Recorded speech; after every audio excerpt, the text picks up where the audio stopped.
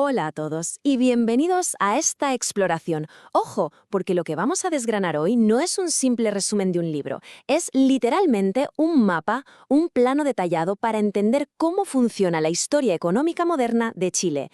Nos vamos a basar en la obra El saqueo de los grupos económicos al Estado de Chile, de la respetada periodista de investigación María Olivia Monkeberg.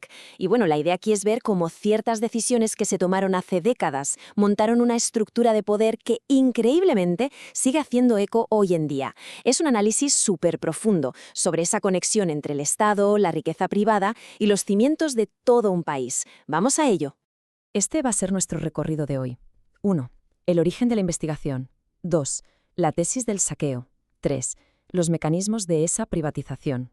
4. Casos emblemáticos y sus redes. Y 5. El impacto real en la democracia. Sencillo y directo. Empezamos con la sección 1, el origen de la investigación y el contexto de este éxito de ventas. A ver, viajemos un momento en el tiempo.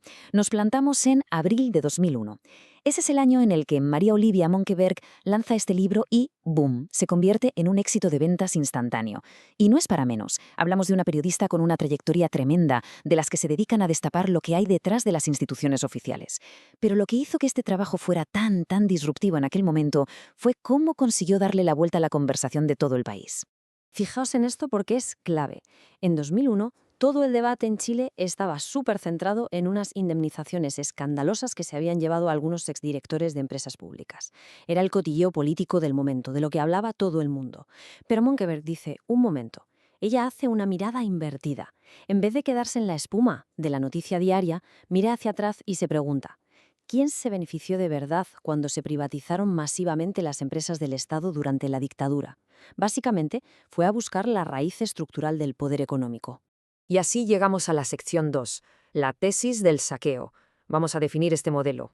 Aquí hay que aclarar algo importantísimo. La autora no usa la palabra saqueo por puro sensacionalismo o para exagerar, no. Lo usa estrictamente como una categoría analítica. Lo define como una transferencia sistémica, algo que ya estaba viciado desde el principio. O sea, no fue una simple venta de propiedades al sector privado, fue un proceso donde un grupito muy pequeño compró activos clave del país a precios de auténtico saldo, y lo hicieron usando sus posiciones de poder y mucha información privilegiada.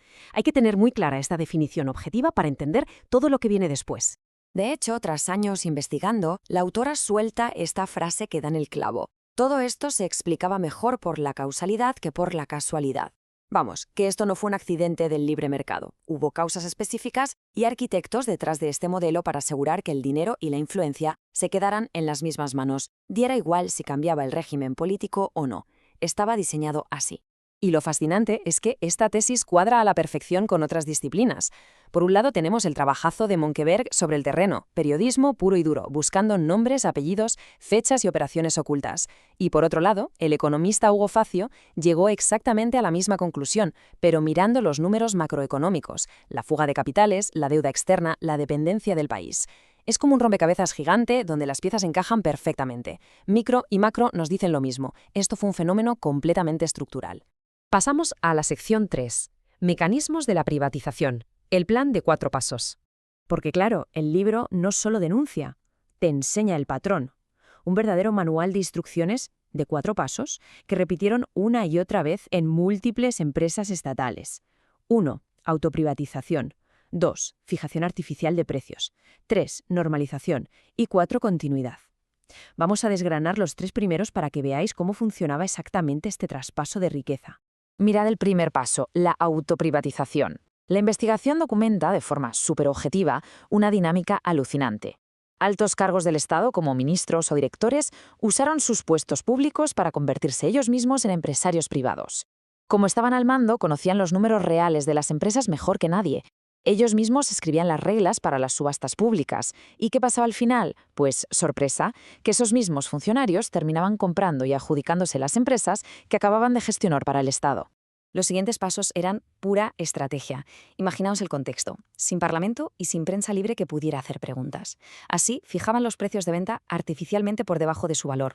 Y atentos a esto, porque muchas veces era el propio Estado el que les daba créditos súper favorables para que pudieran comprar. Además, antes de vender, hacían lo que llamaban eufemísticamente normalización. ¿Qué era eso?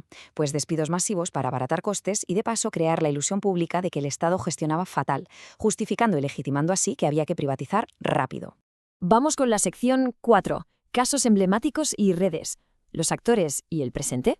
El libro destaca un caso de manual absoluto. SQM o Sokimich. Era la gran productora nacional de litio y fertilizantes, un recurso que es el colmo de lo estratégico. Bueno, pues Monkeberg documenta cómo a su privatización en dictadura terminó dejándola bajo el control de Julio Ponce Lerú. Es el ejemplo perfecto del fenómeno central del libro, cómo un enorme poder político se transforma directamente en un gigantesco poder económico, usando el Estado como trampolín para mantener una influencia enorme hasta el día de hoy. Y mirad si es vigente todo esto, que los años le han seguido dando la razón a la autora. El libro sale en 2001. Pasa el tiempo, llegamos a la etapa entre 2014 y 2016 y de repente explotan unos escándalos enormes de financiación ilegal de la política. Precisamente los casos Penta y SQM. La gente empezó a pedir respuestas, querían entender de dónde venía este poder y por eso el libro se tuvo que reeditar en 2015, 14 años después, sin cambiarle ni una sola coma. Y si llegamos hasta 2024, el reciente caso Audios nos vuelve a mostrar esas conexiones opacas, la historia sencillamente sigue confirmando el diagnóstico inicial. Ahora, un detalle fascinante y súper revelador fue cómo reaccionó el establishment a todo esto. A pesar de que el libro fue un exitazo de ventas, en la reedición la autora cuenta cómo los grandes periódicos del país guardaron un silencio casi total. La fuente sugiere objetivamente que esta concentración en la propiedad de los medios funciona como un escudo. Es un círculo bastante complejo. Resulta que los mismos actores económicos que están siendo investigados por cómo hicieron su fortuna, a menudo son dueños o accionistas mayoritarios de los medios de comunicación que, en teoría, deberían estar informando sobre ellos.